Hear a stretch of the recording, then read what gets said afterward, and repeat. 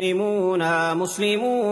مسلمون حيث كان الحق والعدل نكون نرتضي الموت ونأبى أن نهون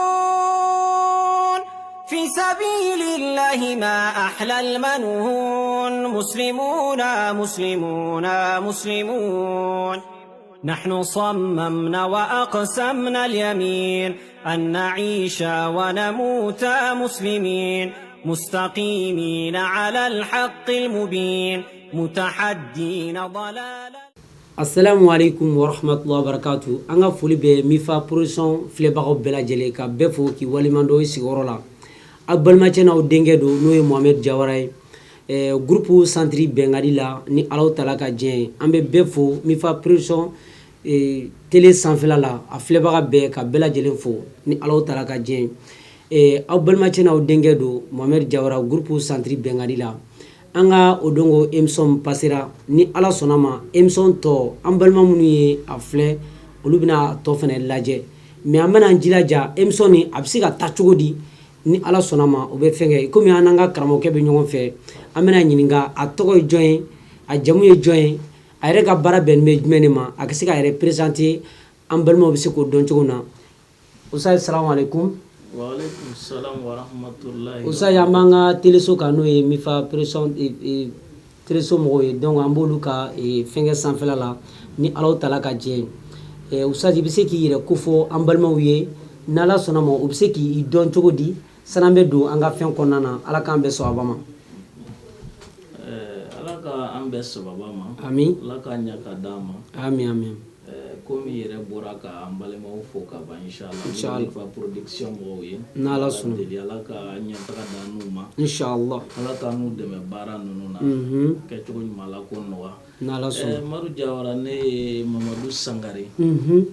Voilà, Imam Mamadou Sangare. On sigiyɔrɔ bɛlen don Kabala ma. Inshallah. Alhamdulillah. Bon an ka baara kɔni ye diinɛ baaraw ye. Kɛrɛnkɛrɛnnenya na n'o ye alimamiya baaraw ye. N'ala sɔnna. Fɛnɛ kɔfɛ alhamdulillah ni denmisɛnninw encadreli. Masha Allah. Kalanyɔrɔ baara ye. Donc alhamdulillah Ala y'an ka baaraw bɛɛ o de ma bi. Alhamdulillah. Inshallah Ala k'an bɛɛ sababa. Amin amin amin. Imamu o bina fɔ elle bi bɛ misi gɛnna o la sa dɛ parce que i bɛ denmisɛnninw encadrer la a bɛ misiw encadrer ka mɔgɔw encadrer sa kɛ. Ok. Misiw encadreli kan ok Ala k'an bɛɛ sɔn a ma an bɛ dugawu k'aw ye Ala ka barika don aw si la nin baara kɔnɔna na ne badenw halisa an b'an ka kɛnɛ kan kɛnɛ min bɛ yen n'a sigilen bɛ an ka furuso kɔnɔna kan an ka furuso min an balimamuso olu ka se ka lafiya furuso kɔnɔ an balimacɛw yɛrɛ fana ka se ka lafiya furuso kɔnɔ parce que fɔlɔ an ka denbaw olu tun bɛ denw lamɔ fɔlɔ k'a sɔrɔ a ma se balikuya ye mais an y'a jateminɛ bi i bɛ taa sɔrɔ den caman de bɛna don furu kɔnɔna na k'a sɔrɔ u ma foyi foyi faamuya furuso kɔnɔna na o gɛlɛya fanba b'an ka furuso kɔnɔ an ka nin teleso mɔgɔw fana olu ka wulikajɔ olu y'an ka émission a diyar'u ye olu fana y'a ɲini nin baara bɛ se ka taga ɲɛfɛ cogo di olu y'o fana o laɲini sabati an b'u olu fo la k'u waliɲuman dɔn Ala kɛ barika don u ka teleso la ni Alaw tala ka jɛ o ye ŋaniya ɲumanya min ta k'o ɲɛsin an balimaw ma ani an filɛbagaw ma olu bɛ se ka bɔ o sira fɛ cogo min na Ala kɛ o koɲa nɔgɔya ne badenw san'an bɛ don an ka émission kɔnɔna na an bɛna kuma jumɛn de kan sisan parce que an bɛ lahala min na an ka jamana kɔnɔ an ka n'an ka imamu bɛ ɲɔgɔn bolo a ka se ka dugawu kɛ an ka jamana ye an bɛ nin wagati min kɔnɔna na n'o ye ko CEDEAO k'o kɛlen don ka daw fermer anw ɲɛfɛ ni Alaw tala ka jɛ ka daw datugu cogo min na an ka jamana da la mais imamu n bɛ mun f'i ye nin fɛnkɛ wɔɔrɔ la an ka jamana kɔnɔna na i n'a fɔ a datuguni bɛ cogo min na sani kɛ dugawu kɛ an ka jamana ye imamu fɛn min jamana nin a datuguna a diyara ne mais n'i y'o fɔ mɔgɔ dɔ ye bi a b'a fɔ qu'est-ce que ne ka bɔ bɛ jamana ne ka fɛn nafama fɛn bɛ taa jamana kɔkanna la n dɔnbagaw b'o dɔn ani filɛbagaw olu b'o dɔn Ala ye seere n ka minɛnw bɛ bɔ cogo min na ka taa jamana kɔkan n yɛrɛ b'a dɔn n ka banabagatɔ minnu bɛ yen bi sari olu b'a dɔn ne ka minɛn bɛ bɔ cogo min na mais imamu ni mɔgɔ ma ɲin bɔ mɔgɔ dukɔnɔ dumuni na a tigilamɔgɔ tɛ se ka guadumanka yɛrɛ ka so fo i ka se k'i sen bɔ wagati bɛɛ bɛ mɔgɔw ka so i bɛ dumuni na dɛ imamu tse ka ki yɛrɛ ye o ne ye fɛn bila o minɛn de kɔnɔ an bɛ gɛlɛya fitinin min kɔnɔna na an ye gɛlɛya nin kun nin wagati ni kunkuru dɔrɔn de wa a bɛ tɛmɛ ni huwahu min filɛ i n'a fɔ jamana kɔkanna ni fɛnw na donc ni fɛnw na ni wagati kunkuru dɔrɔn de donc ne ka yeta kɔnɔ na donc mɔgɔ fɛn fɛn bɛ yen k'a fɔ e ka nafama fɛn de bɛ bɔ kɔ kan wallahi hakili sigi ala bɛ woro dayɛlɛ ye wo min bɛ n'a fanga ka bon fɛn nin kɔnɔna na donc n y'a kanu san'an bɛ don an ka émission kɔnɔ i bɛ se ka dugawu kɛ an ka jamana fama ninnu ye an bɛ se ka bɔda sɔrɔ nin fɛn kɔnɔna na cogo min na ala k'an bɛɛ sababa ma. Madu i ka kuma diyara n ye b'ala deli ala k'an bɛɛ sababa ma fɔta ni kɛtaw la inshallah an bɛ ala de fo k'ala wale ɲuman dɔn allahu akbar jamana in a bɛ tagabolo min ka bi an bɛɛ lajɛlen b'a dɔn an kɔni an si ma taga yɔrɔ jan nka an ye mara min ye tiɲɛ na minnu b'an kunna bi u ye fɛn min yira an na o de y'a to an bɛ tugula u kɔ allahu akbar an tɛ ka tugu kɔ k'a fɔ k'u cɛ ka ɲi an tɛ ka tugu kɔ k'a fɔ k'u tɔgɔ ma an bɛ ka tugu kɔ u ye waliya min na parce que an ɲɛ b'a la u b'an ka ɲɛtaga sira de kan allahu akbar o de kama an b'u ka u soutenir o kama inshallah an b'u dɛmɛ na o de kama wa an bɛ dugawu k'u ye su ani tile wa an b'a dɔn fana ni kɛlɛ min n'a bɛ ka kɛ ala sɔnna ma ala bɛ kunkɔrɔta d'an ma a la min bɛ ka kɛ kɛlɛ min bɛ sen na ala bɛ kunkɔrɔta ni ala sɔnna ma inshallah allahu akbar ne balimaw ni kɔni ye imamu ka laseli ye fɛn dɔ bɛ yen f'a ka kɛ de n'a ma kɛ i b'a ye ɲɛ tɛ sɔrɔ a ko la donc nin ye o sira dɔw de ye imamu nin tun ye nɔngɔnkari ye kuma ɲɛbilala fɔlɔ ka se k'o dugawu k'an ka jamana ye san'an k'an da don an ka baro kɔnɔna na imamu an ka o don ko émission a bilala yɔrɔ min na n'an ko an b'a ta ye imamu dɔw bɛ kasi dɛ parce que dɔw ka to ka kasi a nɔfɛ an balima télévision mɔgɔ min nana ka na an ka nin kumakan ninnu ko k'a lase i bɛ taa sɔrɔ dɔw fana bɛ yen olu tarilaka dɔw fana bɛ yen olu fana man ka émission sɔrɔ donc ne b'a fɛ an ka segin kɔfɛ problème t'a la o tɛ k'i ma baasi ye kɔni ayi baasi imamu kɔɲɔmuso kana taa an kɛlɛ dɛ non ok ala k'an bɛɛ sababa ma imamu an ka o don ko émission kɔnɔna na n ye ɲininkali mun k'i la n ko an ka furuso kɔnɔ yala an ka mariage minnu bɛ kɛ kɔɲɔso kɔnɔ an bɛna don ten en direct de wa ou bien est ce que fɛn dɔ bɛ yen silamɛya ye fɛn dɔ fɔ kɔɲɔso kɔnɔna na minnu kan ka pratiquer kɔɲɔso kɔnɔ est ce que silamɛya ye fɛn dɔ fɔ o la alhamdulillahi rabbil alamin wa salatu wa salam ala rasulillahi amin Muhammad Jawara bi il faut ki barkada alisa i ka ɲininkali barikama in na parce que an ka ɲɛnamaya ko bɛɛ lajɛlen silamɛya b'an bilasira bɛɛ la ko bɛɛ an ka ko bɛɛ an ka ɲɛnamaya kunkun n'a ɲɛɲɛ bɛɛ silamɛya y'an bilasira a bɛɛ la n'i y'a ye bi degun minnu bɛ anw kan a bɛɛ ye silamɛya bilali de kɔfɛ degun b'an kan de fait que an ma silamɛya ɲɛɲini an ka kow kɔnɔ an bɛ don kow kɔnɔ ten ka sɔrɔ silamɛya ye bilasirali minnu di an ma an m'olu ɲɛɲini a kɔnɔ ka taa o sira fɛ donc o de degun b'an kan hali furuso kɔnɔ o de degun b'an kan parce que i b'a sɔrɔ mɔgɔ caman bɛ yen bi o de furuso yɛrɛ kɔnɔ furuso yɛrɛ silamɛya ye bilasirali min d'a la ale tɛ foyi kalama a la muso ni cɛ bɛ ɲɔgɔn sɔrɔ ten dɔrɔn i ka hakɛ to i b'a fɔ ko baganw ɲɛsira ɲɔgɔn ma bon yɔrɔ mais imam ne bolo n'an y'an ka kɔɲɔ girin kɛ tilegan fɛ o n'a nana ka ban kɔni an ka dilan kɔni an ta de an kan ka ɲɛsin de ma ayi non i b'a sɔrɔ ɲɛbilali ko dɔw de bɛ yen minnu bɛ kɛ sababu ye k'aw ka furu barika mun bɛ kɛ sababu ye fɛn dɔ bɛ yen i bɛ o sira tagama mun bɛ kɛ sababu ye ka furu barika o bɛ kɛ sababu ye ka barika don i ni muso ka furu in na o fɛn dɔ ye jumɛn ye Madu o de ye i muso aw donni kɔfɛ kɔɲɔso kɔnɔ komi anw fɛ yan farafinna yan i b'a sɔrɔ e b'i ni muso i muso bɛ taa bila so kɔnɔ e bɛ taa sɔrɔ yen i bɛ taa i muso sɔrɔ yen tiɲɛ tɛ wa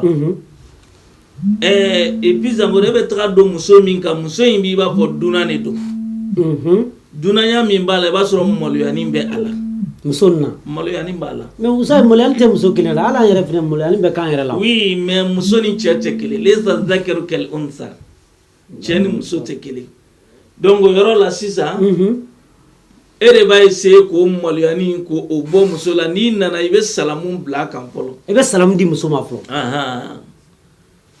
ay imam donc ale be so kono muso be so kono nana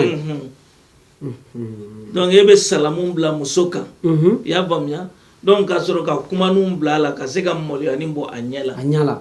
mais usaza an chamun bi an yere be mola ka kuma muso fe est ce que amna se ko kewa ko fugi anga an yere angana ke ayi ni halala siradi Allahu akbar am woro di pamya fendo be ni no akanga nyini ka do doni ima pamya yoro dongo kuma konna na nyore yira ila ni aye bi mo munu be haramu sirafe o keciko nyuma lu mako bola muna munu be halala sirafe anta nyini ka do Allahu akbar na janga nyini ka do voilà bo donc ibe poli blala ka borum senum blala ka ala yele kamsula yele ka ala yele ma musure ta son yele mare musure be uli te yele ani yele ala yele ba ma do aka no tan la abe yele masha Allah donc o bayra am balma ci wanga akli to ala de ko ayele imam ko tine ka yele ba ma do aka ne meski imam na mo kala nu te est ce que on be siga ni kewa parce que ayele ba ma do aka do ne be siga mais kala ni kalante imam ni ou bien be siga ni fayete ndram siga famari sur latin ay bo be siga ni ke kalan ko tew kalan ko tew dona ka ye poli blala ale parce que ale be to mina sisa iba sur moluyani do bala surtout polo ambela moni horoya mi Allahu akbar anta bo biga be bana a be se ka bal sina kilingilo be parce que comme sisa on ere ka furu ko do be Allahumma funa la ngina na mo mina beti iba sur furu ere diabe banka sur ma furu ere ke folo bon ala kan kisho takabu amin rabbi no te ba sur muso ere tabiya chogola muso be la moni damemi ale ere ni chema de ka nyo rencontrer ni chogo pasula folo bo jago amoli abala sigatala ya pamya bo donc ere be ke sababu ko moli abo musula donc yala abe chogodi otuma ne yeli ma dia yebio abe chogodi tum presele no anga nyo ko di Allahu akbar wala donc kuma na nyo na no jesu na nyo na o ibe tlunga o kape se ka tola ere ka bulangara ki bolo fenge ala o bela jene ka se ka peno ta ka wale ka kilila donc depuis yo be hakli sigi dalema depuis ye muso hakili be sigi abai ka fo janni nsera mogore masisa parce que ale be ka ye ale era ne ka rencontre pour la nyamba la imoko do ne me mogola e mai mogo tekelen jawara ala dani ngala ma mogo kekele mogo do be ni no ina mana nyon sura ali dunana ma abi dunaya taka bo Allahu akbar oichen mais do bene be ni na ale nyon soro ibe to ika dunaya kono ta te se ka ibo kono nana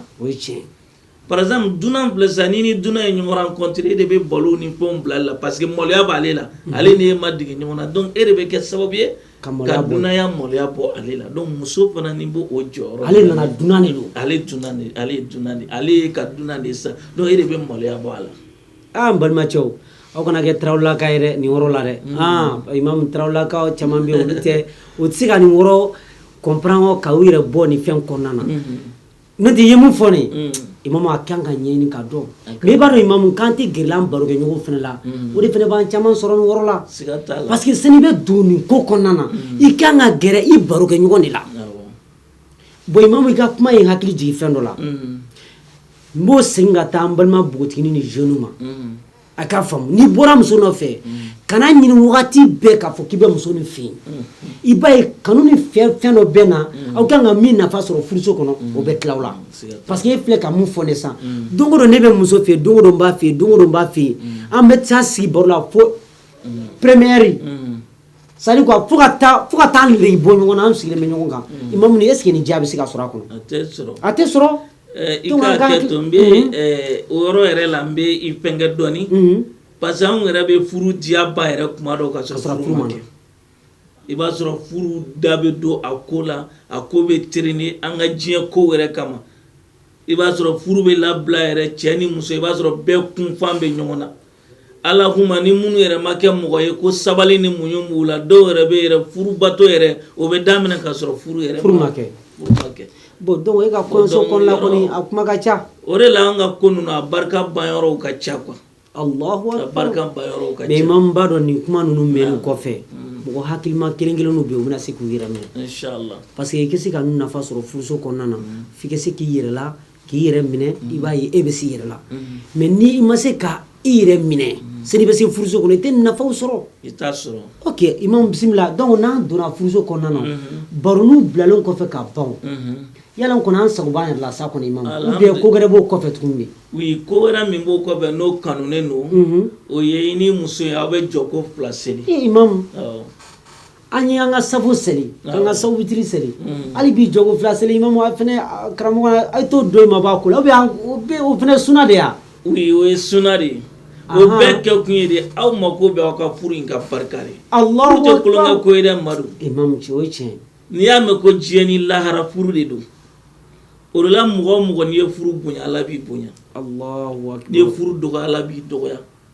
e may ko sinji tegela ala be sinji tegela tige sinji tuguna ala be sinji tigila tuguna mugo mi sinji tugun bagay ala bi tugun parce que muna o sinji bena bora furu de la ala e dani damne nan fa dama kelende kamba hawaw dan ka bo gala ka kulula anto be furu jabidi Allahu akbar o ci imam donc furu ko bari ala bulu donc kulunge manga kala jogo flaim beke pour que eni muso era ka furu so imse ka barka o bulu cigum na chebe jo nyempe muso be jo akofe abi jogo flaseli no yani na o inshallah kasroni amakeni wati kuntala jare ni muso kalando ni che ko spe che do fene be bita so be moloya ko kalanga na bo o kene kan ou bien olu yɛrɛ bɛ maloya ka kuranɛ kalan o muso kɛrɛfɛ ou bien yɛrɛ bɛ maloya dɔ bɛ se k'olu la u bɛ fɛn dɔ bɛ se ka na u bɛ maloya ka kalankan na bɔ est ce que i bɛ se ka sutura ou bien f'i ka kalan f'i k'i jɔ muso ɲɛfɛ de ka kuranɛ kalan a kalankan kɛ bɔ kɛnɛma de. awɔ i b'a kalan ka bɛrɛbɛn n'i yɛrɛ ye dɔrɔn i b'a bɛrɛbɛn n'i yɛrɛ ye dɔrɔn voilà i b'a bɛrɛbɛn n'i yɛrɛ ye dɔrɔn alhamdulillah wala o bɛ se ka. mais imamu sana bɛ tɛmɛ ka taa nin yɔrɔ la nin yɔrɔ nin a bɛ mɔgɔ hakili jigin fɛn caman na quoi. Wala be mo hakili jigi ni mirla no konna tasikoba surtout il filɛ ka sinji tigɛ wɔrɔ min fɔ san e imam n'ala ye mɔgɔ min tigɛ i tigɛra dɛ n'ala ye mɔgɔ min tugu i tuguna dɛ bon ne balimamuso a ye nin wɔrɔ ninnu lamɛn a ye minnu bɛ yen bi i da bɛ mɔgɔ wɛrɛ ka furu la kɛrɛfɛ k'a sɔrɔ i ta tɛ dɔw bɛ yen u bɛ taa mɔgɔw ka furu sa ten imam ten u tɛmɛsennɔbagatɔ ten tasuma cɛla dɔrɔn u bɛ ka na tasuma ni cɛ dɔrɔn ten u bɛ se k'i ka furu sa bon ne y'o tigɛ n'ala y'i tigɛ dun a kɛra baara ye dɛ n'i y'o tigɛ sisan ni ala y'i tigɛ dun yɛrɛ a kɛra baara ye donc an b'a ɲini ala fɛ ala k'an kisi k'an tanga ka bɔ sinji tigɛ ma imam donc an kɛlen kɔfɛ sisan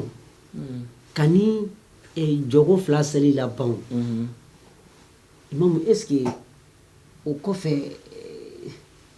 an kɔni an b'an yɛrɛ sagoya la sisan.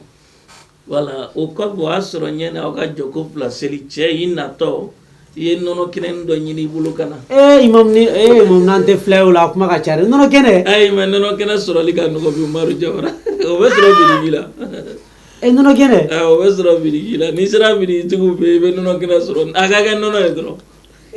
mais mam nene nono mugu sansan kana si muso goro nono mugu tanabe mu wana ni kunu laben ko mi imam be skine nono kene laben nono doke nono kene do ni mal nono kene ngene ni soro ni nono mugu labbe nono do jismani na konyuma amage nono ya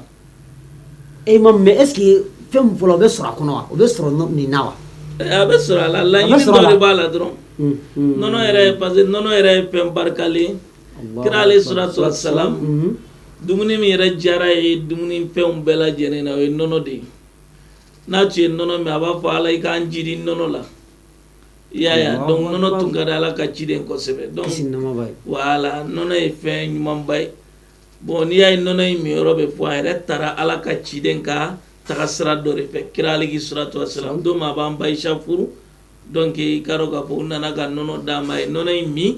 k'a di Aisha ma ka dɔ min a la i y'a faamu donc kama Aisha yɛrɛ a bɛ musokɔrɔba min bɛ a kɔrɔ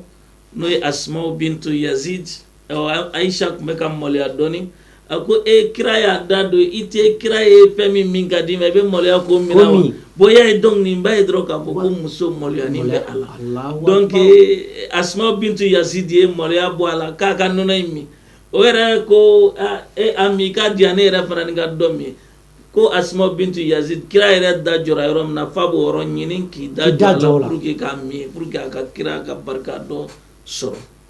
mais usazi nango bi kan nono mi an dalal woromna kam muso dage dai akuma ka chafuni de ramne ka jwa dala saki ndebe ka nono mi muso kunjigile lu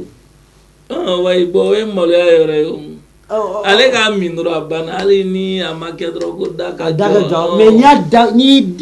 ida dara worani fala ni bigi noni fene ke na kata akebe parce que fendo be imam olu fendo be olu ka leni ala kira kisina ba ya ke tugum nani funga ketini ou bien ke orani jatimne menga bolini mine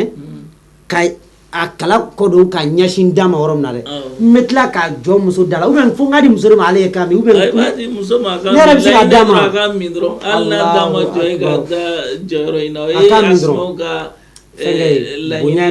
dron inshallah ala kan be so ma an ban balmo bela jelen fo ama aw ka emson tige awla ni ala sona ma amena kuma laban kuma do de anga usasima parce que fen nunu be tika soro anga ni fen konnana ni ala sona ma tagalinya fe abina ni emson to u fle anga fenga sanve parce que anga eri sira kaban kan balmo fo ku walimando ni ala taala ka je kuma laban kuma be usasi bulu akase ko di an balmo ma ni ko ni furuso konna ko ye tagali ɲɛfɛ aw bɛna ni fɛn tɔw sɔrɔ ni ala sɔnna ma inshallah a kan k'o sɔrɔ cogo min na an bɛna o sira fɛnɛ ni ala sɔnna ma aw bɛna bɔ o fɛnɛ kalama ni ala taala ka jɛn ni fɛn ninnu bɛ se ka sɔrɔ cogo di an kana na tulon an ka fɛn ninnu kɔnɔna na mais ɲininkali fitinin dɔ bɛ bolo sanan bɛ donni kɔnɔna na donna nata la nɔnɔ mini kɔfɛ fɛn minnu bɛ yen mun de kan ka kɛ nɔnɔ kɔfɛ est ce que fɛn wɛrɛ bɛ nɔnɔ mini kɔfɛ wa olu bɛ se ka dɔn cogo di olu bɛ se ka faamuya cogo di an ka se k'o pratiquer mais n b'a fɛ ka ɲininkali min kɛ an ka imam na yala imam imam ni ko taara ka do to dɛ mɔgɔ dɔ bɛ yen olu ma nusi kɛ olu kɔni tilenna dɔn na ka tilen girin na sufɛ dɔrɔn u nana dɔ yɛrɛ ma seli fana seli dɔ ma lansara seli mais est ce que imam o don kelen ni min pani anw kunna an ma seli don ninnu an ma lansara seliw mɛsi min yɛrɛ digilen an t'a fɛ jikɛ kɛw la est ce que imam an bɛ kɔlɔlɔ sɔrɔ la parce que kɔɲɔdon de don kɔɲɔdon de don dɛ imam o donni kelen an kɔni an b'o fɔ an yɛrɛ ka kumaw la an sen fɛ ten ko nin don kelen tɛ moriya tiɲɛ imam e bɛ se ka bilasiralikan jumɛn de fɔ anw ye anw ma se ka nin an ye question minnu kɛ sa an minnu ma se ka nin kɛ o ye kelen ani minnu yɛrɛ fɛnɛ bɛ nalen minnu ta bɛ kana ka sɔrɔ olu ma fɛn sɔrɔ fɔlɔ cɛgana minnu bɛ yen olu ma fɛn sɔrɔ fɔlɔ donc olu fɛnɛ bɛ se ka i préparer sa k'i labɛn ani muso minnu fɛnɛ bɛ yen u ma furu fɔlɔ k'i labɛn u ni cɛ ka se ka ɲɔgɔn faamuya nin fɛnw kɔnɔna na sani kɔɲɔ don ka se san kɛ girin ten an kɛ fɛn kɛ ten an ma seli don an ma fɛn kɛ don est ce que kɔlɔlɔ b'o la ala k'an bɛɛ sɔn wa Amadu Jawara an bɛ min fɔ bunahadamaden mɔgɔ n'i tɛ fɛn min dɔn i tɛ o dɔn voilà parce que fɛn min dɔnniya tɛ hadamaden na i tɛ se k'o di mɔgɔ caman bɛ alhamdulillah i b'a sɔrɔ i ye min dɔn bi kunu i kun t'o dɔn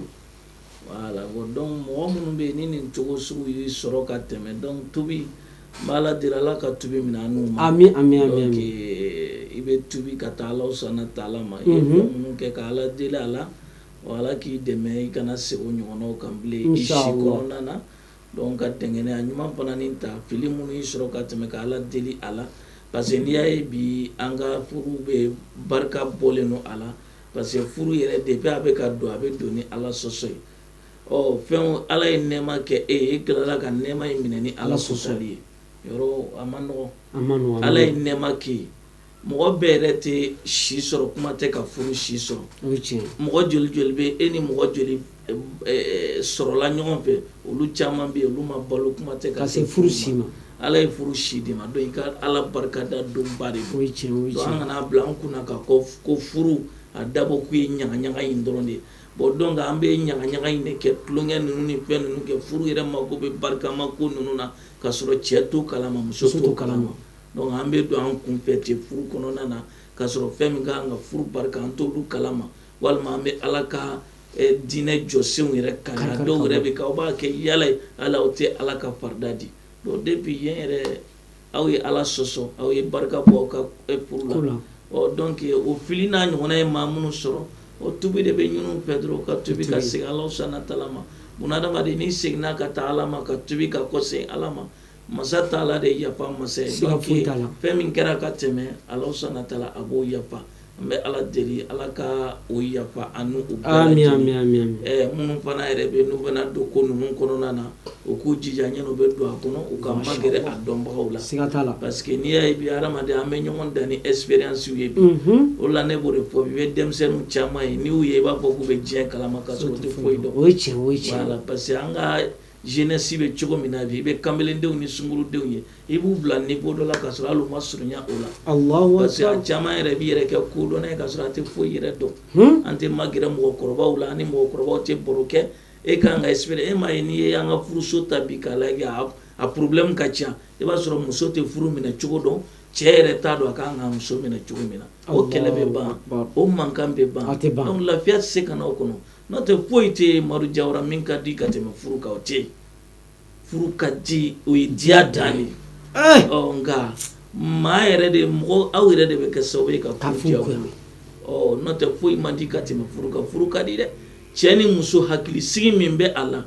o de kama i b'a ye maa minnu bɛ yen n'aw sera aw ka furu minɛ cogo la muso bɛ presse a ɲɛ ka d'a cɛ kan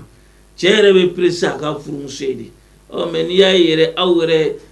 ala aw mana mɛ aw nege tɛ ɲɔgɔn minɛ aw tɛ presse ala aw ka ɲɔgɔn ye donc aw kɔni aw bɛ diɲɛ kɔnɔ ten dɔrɔn de ne bɛ faransi e bɛ mali la mɛ don o don an bɛ kɛlɛ la téléphone na ala ka bɔ da an ɲɛ tɛ ɲɔgɔn na yɛrɛ furu dumanw cɛ ala k'an ka furusow diya ala k'an ka furusow diya ne balimaw an ka imamu bɔra ka mun fɔ sisan bɛɛ b'i ta tɔmɔta sɔrɔ nin fɛn kɔnɔna na n b'a fɛ ka min fɔ aw ɲɛna e min a kɛra e bolo ka tɛmɛ i kɛ ala yafa deli ala yafa masa de e mɔgɔ min fana bɛ yen i ma degi k'a kɛ fɔlɔ i jilaja e min kira ye ni image ye ɲɛ la ka ban k'a fɔ ko imamu y'a fɔ wa ala yafa masa de a kɛra ka tɛmɛ o ye minnu m'a dɔn de dɛ imamu tɛ o ye mɔgɔ minnu bɛ yen minnu m'a dɔn mais a dɔnni kɔfɛ n'i seginna k'a kɛ imamu kɔlɔlɔ ka bon dɛ bon k'a bɛ se ka kɛ sababu ye k'i ya furu barika yɛrɛ ban donc o furu ka di e m'a ye bi cɛgana minnu yɛrɛ bɛ du kɔnɔ olu de bɛ siran mais n'u donna a kɔnɔ dɔrɔn o fana bɛ tila ko ko ja u mɛnna an kan dɛ kana mɔgɔw ta kolon tiɲɛlen filɛ k'a fɔ k'i b'i sigi kɛrɛfɛ an bɛ dugawu kɛ an ka cɛganaw ye ala kɛ muso ɲuman ala k'a d'u ma an ka muso gana minnu fana bɛ na an filɛ ala an y'a ɲini fɛ an ka muso gana ninnu olu ka se ka cɛ ɲɛnamaw sɔrɔ fana ala tala i ka nɔgɔyaw fana ye an balimamuso minnu fana bɛ yen minnu ka furu tiɲɛna ala de bɛ furu ɲuman dɔn ala tala an b'a ɲini fɛ i k'u sɔn furu cɛ ɲumanw la i kɛ cɛ ninnu yɛrɛ fana sɔn furumuso ɲuman na ala an b'a ɲini fɛ an minnu ka furu ma sa fana minnu bɛ yen minnu fana ka furu ma sa ala tala kana sali foyi se ninnu ka furu fana ma ala i kɛ hinɛna u ka furu kɛ barika imamu ko ten ko fɛn bɛ yen ala y'a daga wa man di ala ye o ye furusa de ye an b'a ɲini ala tala fɛ ala kana furusa ala kana latigɛ a ma ala kana furusa latigɛ a ma ala an bɛ ala tala deli ala i kana furusa latigɛ a ma ala i kana furusa latigɛ a ma ala mɔgɔ o mɔgɔ bɛ yen k'a fɔ k'o ye furu de sa i bɛ taa sɔrɔ imamu a caman de fana bɛ yen i bɛ ŋaniya juguya de bɔ a caman kɔnɔ n'i y'a sigi 100 sarada o 100 sarada mɔgɔ min bɛ yen k'a fɔ k'a furu sara a k'a ɲini k'a fɔ ko ale bɔra cɛ min kun k'ala ka kɛ fɛn ye o mɔgɔ man ca mɔgɔ min fana bɛ yen k'a fɔ furu sara ka bɔ i bɔra cɛ min kun o cɛ fana ka ŋaniya kan k'e ka bɛn cɛ ɲuman ma ka sigi sigiyɔrɔ ɲuman na o mɔgɔ man ca donc o de ye furusa kɔlɔlɔ ye surtout ni den yɛrɛ kɛra ɲɔgɔn cɛ an b'a ɲini ala tala fɛ ala kɛ wagati gɛrɛ jira an na imam i bɛ se ka dugawu kɛ an bɛ bi ta datugu nin yɔrɔ la ni ala sɔnna ma inshallah Madu yɛrɛ bana dugawu bɛɛ lajɛlen kɛli la an b'a fɔ min ala ka dugawu jaabi amin amin amin n bɛ ala deli ala k'an ka furusow barika amin amin amin furu kɔrɔlenw ani kuraw ala ka barika don a bɛɛ amin amin amin nataw ala k'u don dumanw yira an na amin rabbi n bɛ ala deli hɛrɛ minnu b'an ka furuso kɔnɔ ala k'o jidi amin amin gɛlɛya minnu b'a kɔnɔ ala k'a wuli amin minnu bɛ yen n'u bɛ furu ko gɛlɛya kɔnɔ an bɛ ala deli ala ka gɛlɛya ninnu ala ka wuli ka bɔ o amin amin amin i yɛrɛ y'a fɔ cogo min na minnu ye furu kɛ ala ka barika don ka furu amin amin minnu amin yɛrɛ ma furu sɔrɔ an b'ala deli a hɛrɛ ma ala ka nɔgɔya n'u ye amin cɛw ala ka furu muso ɲuman d'u ma Amin, muso ala ka amin. furu cɛ ɲuman d'u ma amin amin sigiyɔrɔ ɲuman ala k'a di an balimamuso kelen kelen bɛɛ lajɛlen ma amin amin muso ɲuman ala k'o nɔgɔya an balimakɛ kelen kelen bɛɛ lajɛlen amin an bɛ amin ala deli minnu yɛrɛ ye furu kɛ ni makafoli hɛrɛ b'a la u ye ala ka hɛrɛ ma nɔgɔya n'u ye amin amin ni amin hɛrɛ t'a la u ye hɛrɛ b'a mun na u ye ala ka u wasa don o la. amin rabbi ala k'u wasa don o la Amin, ala amin. deli ala kana n'a bila su ala kana n'a bila tile amin amin ala k'an ko bɛɛ lajɛlen nɔgɔya Amin, ala amin. k'an na wasa amin ala k'an diɲɛ ɲa k'an lahara ɲa amin an bɛ amin ala sɔnna tɛrɛ de la an ka furu ala k'u kɛ furu tuti fo arijana kɔnɔ amin amin an bɛ amin ala deli an ka kanu ninnu ala k'a lase amin amin denmisɛnniyaw ala k'u u danna se amin amin ala k'an ni furu kɔrɔ ala Amin. ka firajiw mɛn sanfɛ amin amin amin فنقول ربنا اتنا في الدنيا حسنة وفي الآخرة حسنة amin وقنا عذاب النار amin ربنا لا تزغ قلوبنا بعد إذ هديتنا amin وهب لنا من لدنك رحمة إنك أنت الوهاب amin ربنا هب لنا من لدنك ذرية طيبة إنك أنت السميع الدعاء amin ربنا هب لنا من الصالحين amin ربنا هب لنا من لدن ربنا هب لنا من أزواجنا وذرياتنا amin قرة أعين وجعلنا للمتقين إماما amin يا amin حي يا قيوم برحمتك نستغيث amin يا ذا الجلال والإكرام آمين. حسبنا الله ونعم الوكيل amin إن الله وملائكته يصلون على النبي amin يا أيها الذين آمنوا صلوا عليه وسلموا تسليما amin اللهم صل وسلم وبارك على نبينا محمد amin وعلى آله وصحبه أجمعين آمين. سبحان ربنا رب العزة عما يصفون amin والسلام على المرسلين walhamdulillahi rabbil alamin an b'an filɛbagaw bɛɛ fo ni alaw tala ka jɛ ni ye an ka ni kɛnɛ bima ni y'o datuguni ni ala sɔnna ma an sigiyɔrɔ bɛn bɛ kalabankoro kabala ma groupe centre bɛnkadi an b'o o pharmacie de kɔnɔna na ni alaw tala ka jɛ caman bɛ an dɔn o émission siraw fɛ n'o ye balimacɛnaw denkɛ n'o ye mohamed jawara ye ni alaw tala ka jɛ ka bɛɛ fo k'i waliman dɔn ni mɔgɔ minnu b'a fɛ ka kunnafoni gɛrɛ sɔrɔ nin fɛn ninnu kɛnɛ kan a bɛ se ka weleli kɛ 75 06 17 06 imam est-ce que numéro bi yɛrɛ la i bɛ se ka mun di an balima dɔw yɛrɛ fɛnɛ bɛ yen u bɛ se k'i wele nin fɛnɛ la cogo min na ka bɔ sira dɔ ɲini o siraw fɛ i bɛ se k'o numéro dɔ di an balimaw ma u bɛ se k'o sɔrɔ cogo min na ni ala sɔnna ma. Inch'Allah o numéro bɛ Maro Jawara o de ye 76 29 44 44 inshallah 76 29 44 44 inshallah ala ke wagati gɛrɛ yira na wassalamu alaikum wa rahmatullahi wa barakatuh.